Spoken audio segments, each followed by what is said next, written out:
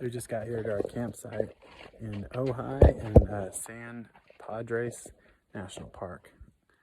And it's pretty sweet. We got a nice little campsite here. Can't burn outside, it's a burn ban going on, but got a nice little barbecue there. Got some cool picnic table action going on. And also have a fire pit, so if we wanted to have a fire, I'm sure we could in that. Christy's gonna set up, get us ready to cook dinner, and I'm gonna go out here and forage for wood with my hatchet. See if we can't find something to cook dinner on. Alright, so I got my hatchet here, trusty hatchet. Go out here and try and find some wood. You know, this is big old log over here, but I don't think I'm gonna have much luck with this little guy on that.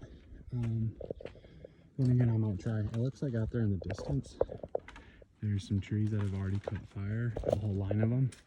So yeah, let's go out there and just check it out.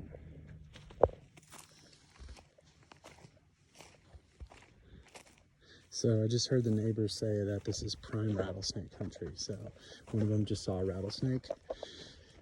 Typically this time of night, they're gonna wanna be in a sunny place, getting some sun, or heading under a rock for the evening. But I'm gonna definitely make sure that I keep my eyes out for any rattlesnakes. Typically, as long as you don't come up on one and they don't notice you, they'll give you a good warning.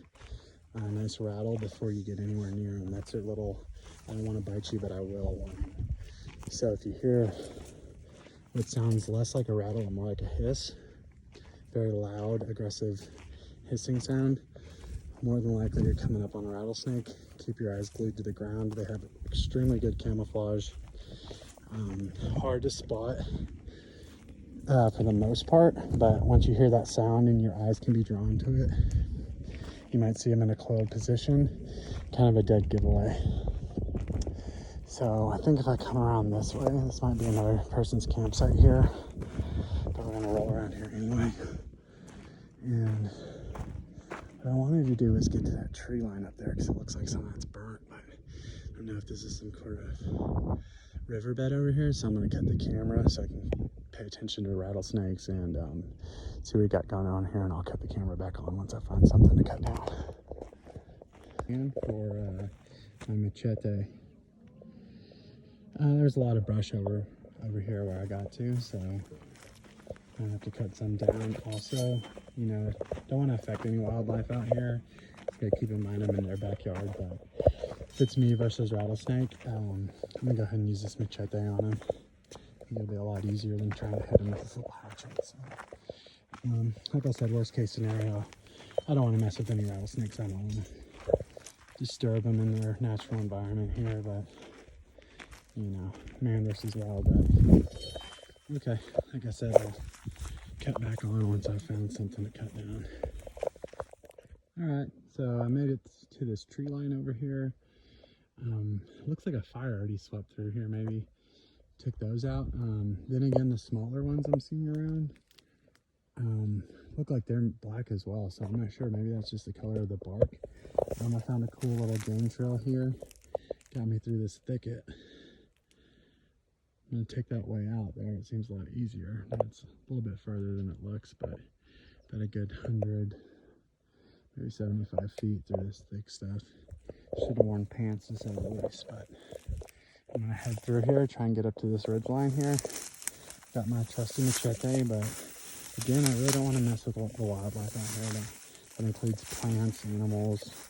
Of course, this wood being dead, if a fire did in fact sweep through here, would be the ideal stuff to grab. It's already dry. It's obviously not alive anymore if it has been burnt. At least that's would be my assumption.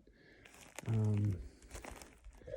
see a little plant moving over there. I wonder what's in there. Maybe a hare. I noticed some rabbit dung on that little game trail I found.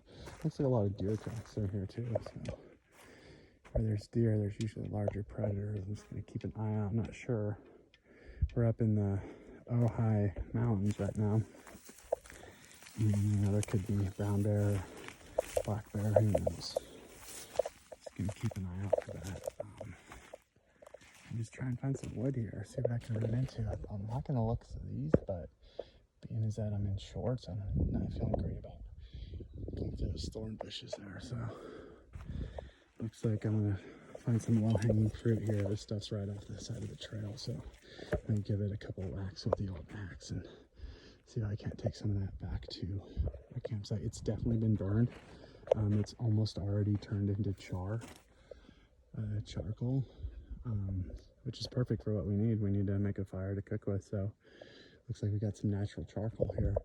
Definitely looks like a fire swept through here. We know the signs, of course, no campfires, no burning. Little backstory on Ojai. It burnt down in the late 1800s, maybe early 1900s. It used to be called a different name, and it burnt down, and a glassmaker used some proceeds to volunteer to rebuild the town. They changed the name to Ojai. Oh, look at that. We got a little hummingbird right here saying hello. Yeah, changed the name to Ojai, which is local Native American for moon. So I see a nice little guy right here. He's just out in the clear, ready for me to chop him down, get that cut down, and get back to camp. Me and Christy can eat something good for dinner.